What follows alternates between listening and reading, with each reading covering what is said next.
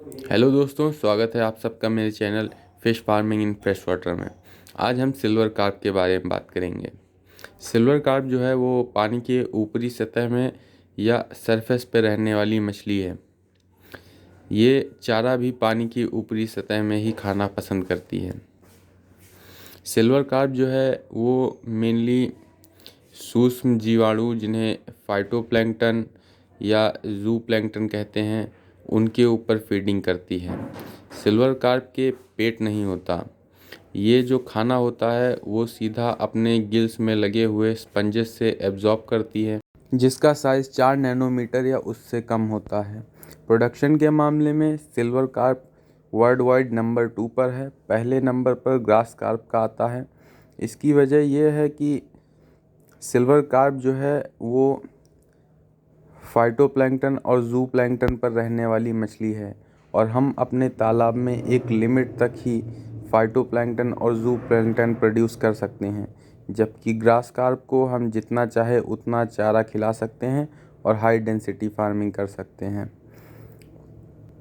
Silver carp को pond में चारा खिलाने के लिए जनरली पॉन्ड का फर्टिलाइजेशन या उसमें खाद डाली जाती है।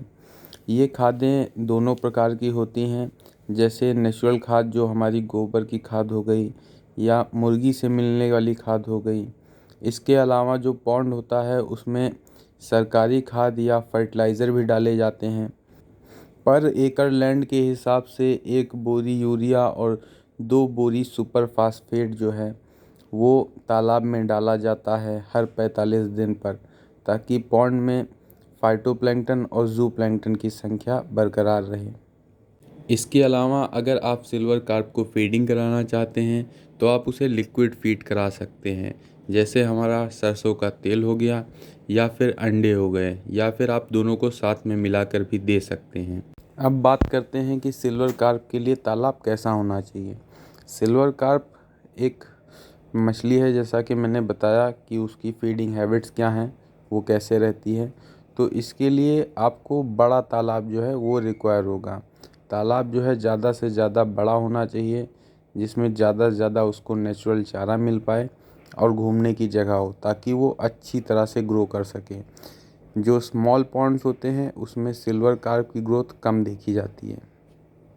अगर सिल्वर कार्प को अपने रहने के लिए अनुकूल वातावरण या पॉन्ड मिल जाए तो ये 1.2 केजी से 1.5 केजी का वेट 6 मंथ्स में आसानी से गेन कर लेती है। इसके अलावा अगर तालाब का ऑक्सीजन लेवल कम होता है तो ये ऑक्सीजन सेंसिटिव मछली हैं, जो कि आसानी से परेशान हो जाती हैं और इनकी प्रोडक्शन में जो है वो रुकावट आती है या इनकी डेथ या मोर्टेलिटी भी हो सकती है। सिल्वर कार्प मछली को 2 और अन्य मछलियों के साथ पाला जाता है, जो कि ग्रास कार्प और कॉमन कार्प हैं। इन 3 मछलियों का एक साथ में पालन आसानी से किया जा सकता है। ये तीनों मछलियाँ एक दूसरे को चारा पहुँचाने में या फीडिंग में हेल्प करती हैं और कभी भी एक दूसरे की ग्रोथ में रुकावट नहीं बनती। तो दोस्तों, आज के लिए इतना ही। अगर आपको मेरा ये वीडियो अच्छा लगा हो, अगर आपको ये जानकारी अच्छी लगी हो, तो मैं आगे भी ऐसे ही वीडियो बनाता रहूँगा। आप प्लीज़ मेरे चैनल को लाइक और सब्सक्राइब ज़रूर करिए। Thank you.